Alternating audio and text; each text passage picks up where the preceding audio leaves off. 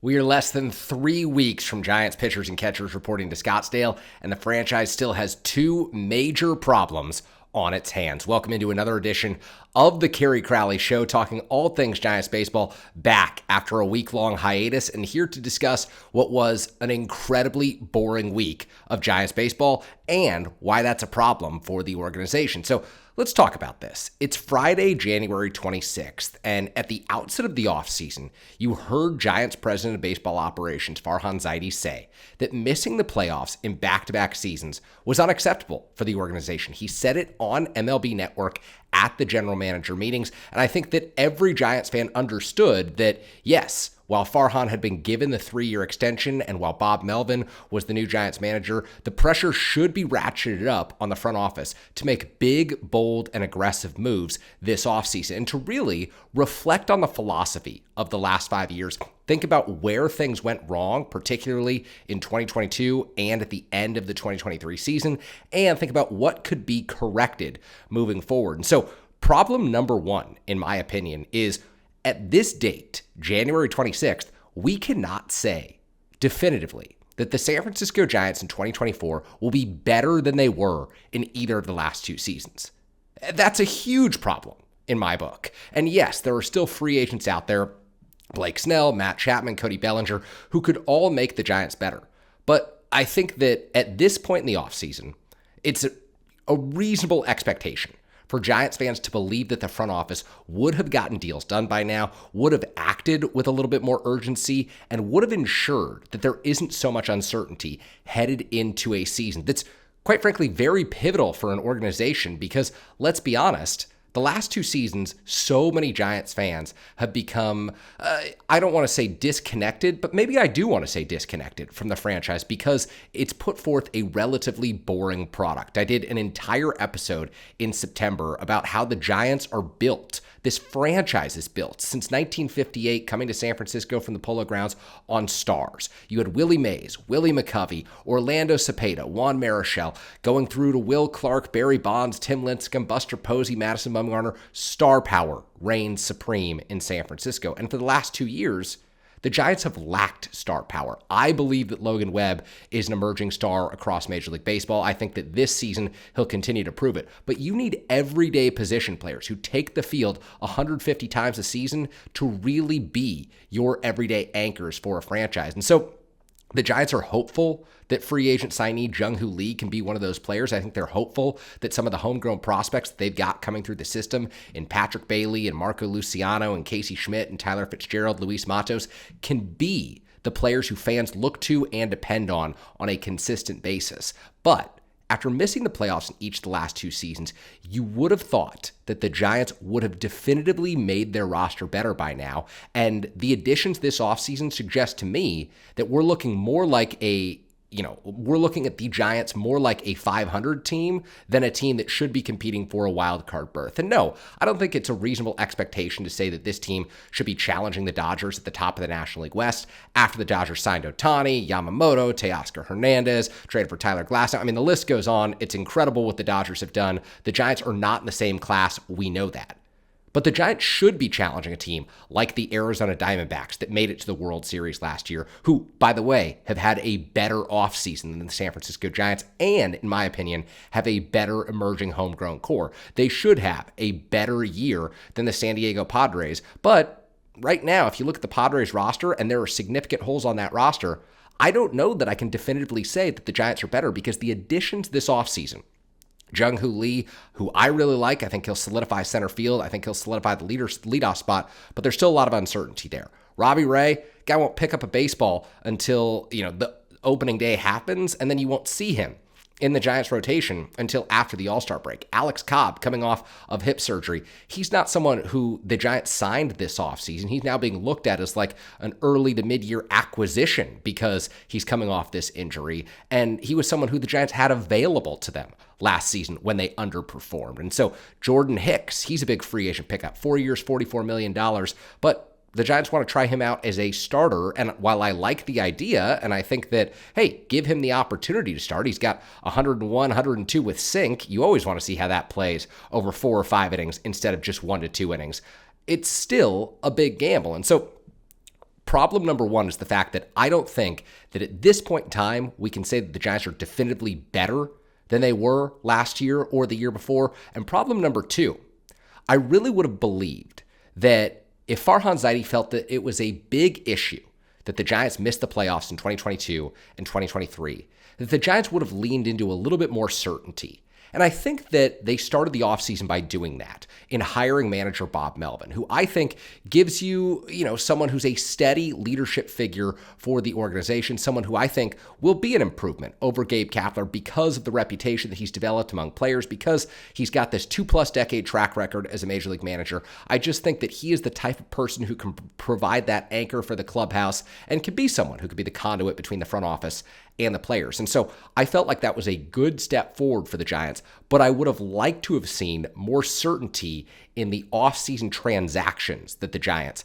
have made to this point. And so far, we're talking about a Giants team that really has brought in uncertain pieces, uncertain assets on the free agent market, and is leaning into the uncertainty that exists within the organization. So there is no Matt Chapman yet. There is no Blake Snell yet. And we know what they're capable of at the major league level. And whether you are in favor of signing those players or not, my point is this. You kind of know what to expect from a Blake Snell when he takes the ball. Yeah, he's going to strike out a lot of guys. He's going to walk a lot of guys. He's almost never going to pitch into the 7th inning, and he's going to have a relatively low ERA. You pretty much know what you're getting from Matt Chapman on an annual basis, which is he's going to play tremendous defense for you at third base. There's going to be a little pop in that bat. Not going to be a high average, but he'll hit some doubles and he'll get on base to a clip of about 330.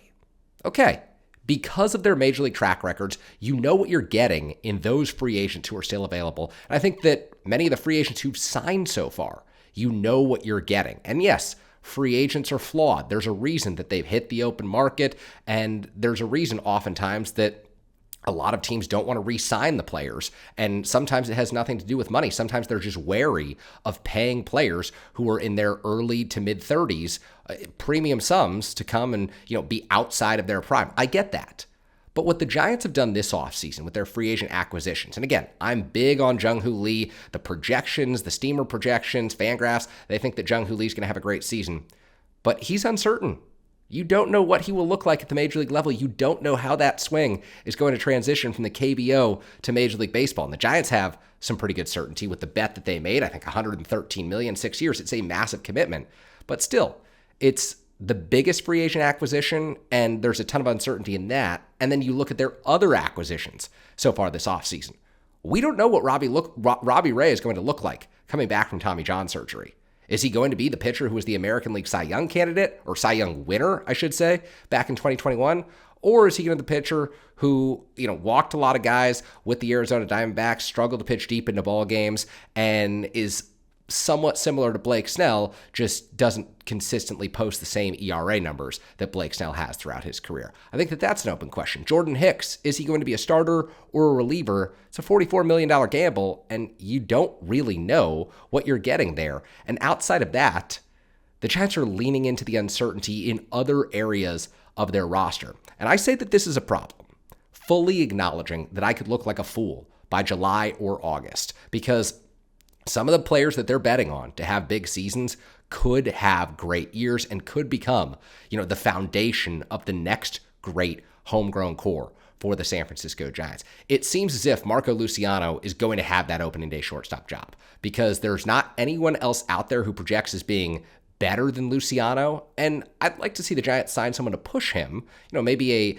player with major league experience signs a minor league free agent deal, but I think that it's Luciano's job to lose at this point. Casey Schmidt, Tyler Fitzgerald, they're very much in the equation for opening day roster spots. Luis Matos, Wade Meckler, they are going to be in the Giants outfield picture until the end of spring training and then maybe into the start of the regular season. Patrick Bailey, we saw what he looked like when he first came up last season. Obviously, the bat tailed off at the end of the year, but his defense is solid. He was a Gold Glove candidate, and I'm excited about what he brings to the pitching staff. Kyle Harrison, Tristan Beck, Mason Black, Keaton Wynn, all have great potential to become starting pitchers for the San Francisco Giants. The issue for this team, they have great potential. None of them have done it consistently year over year. And so I think that it's a great idea to have these young guys coming through the farm system and creating opportunities for them. but you would like them to have to earn those opportunities in the months of May, June, July with call-ups from the AAA level. Or, Harrison's battling for a fifth starter job in spring training and he wins it. That's an ideal scenario for you. Right now, I could see a scenario where Kyle Harrison is the Giants' number 2 starter. And maybe he's good enough to take on that role. Maybe Kyle Harrison will make the big leap from throwing, 110, 120 innings in a season in his minor league careers, in his minor league seasons of the past, to 150, 160 this year and just being a stalwart for the Giants every 5th day. I love that idea. I think it's tremendous and it would be a massive development for the organization. But there's also a ton of uncertainty in pinning that on Harrison, who's so young, who's so raw, who will undergo struggles, no doubt in my mind. And he will come out better for them. I think the Giants will be better off when he does. But you've got a long list of guys who fall into that category, who maybe don't have the high-level ceiling that Kyle Harrison has.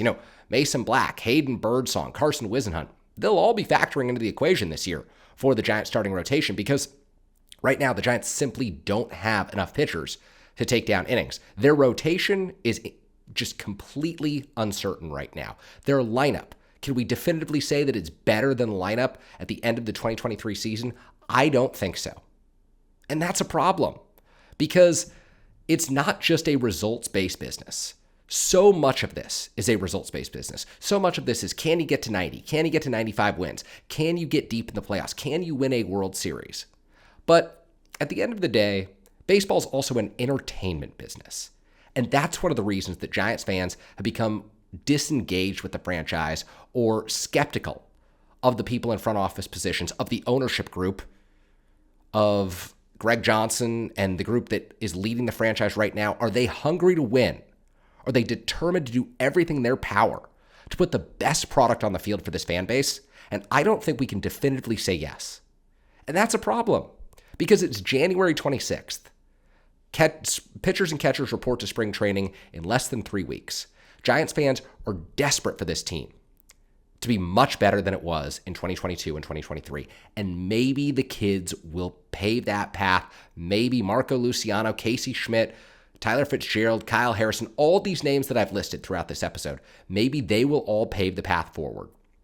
But it's a huge risk. It's a huge gamble. And I would have thought that the Giants would have dug down and bet on some certainty this offseason, would have signed a few free agents who would have solidified the middle of the order, solidified the pitching staff, and forced these young kids to compete for their jobs in spring training, to compete for their jobs at the beginning of the regular season with outstanding performances at AAA Sacramento. Right now, it seems as if they're going to be competing among one another, and the Giants are just going to choose the best prospect, the best inexperienced player that they have available. It's a big gamble.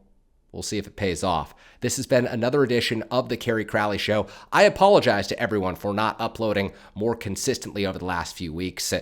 As those of you who follow Bay Area media closely know, I've taken on a larger role at KMBR in the interim. I'm helping launch SportsPhone KMBR, which is weeknights, 6 to 9 p.m. I've hosted the first 8 shows. Tonight, Friday night, is my first night off. I'm actually going to be in Washington, D.C. this weekend, enjoying some time on vacation there. And so, got some time away, really looking forward to that. But also, when I come back, I'll be consistently doing more KMBR shows up until around April 1st when opening day happens. Then I'll be posting a lot more on YouTube. I'm going to continue to try to post once or twice a week here. And if there's significant breaking Giants news, you can count on an instant analysis as soon as I can get that episode posted. But I have to be honest with you. The Giants haven't given me much reason to post. If I posted every day right now, I would just sound like a whiny complainer because we're sitting here waiting for them to make moves. And as Jeff Passan from ESPN reported, those moves probably won't happen for the big free agents until the month of February. So, I don't know. Should we be doing something every day on this channel? I've got a full-time day job. I'm doing KMBR at nights. And a few years ago, the reason I'm not on the baseball beat anymore, I was diagnosed with epilepsy. So I have to get 8 hours of sleep. It's pivotal for my lifestyle, pivotal for my health, that I'm taking care of myself. So I hope you understand temporarily that there may not be as many episodes right now, but I promise you, I want to continue with the Kerry Crowley Show. You will continue to see this more often during the regular season, and anytime there's big breaking news, I promise I will be on this channel. If there's anything that you'd like to see between now and spring training, please do drop your thoughts in the comment section. Would love to make videos about that in my spare time. So thank you for understanding about, going a week in between videos. I promise to try and not make that happen again. I promise I'll be back on here as much as I possibly can. But if you're looking for some Giants talk, KNBR, weeknights 6 to 9, Sports Phone KNBR, myself and a rotating cast of great hosts will be on there. I'm just lucky to be a part of it. So thank you for watching today's episode, and continue putting the pressure on the Giants. They must make moves. This has been another edition of the Kerry Crowley Show.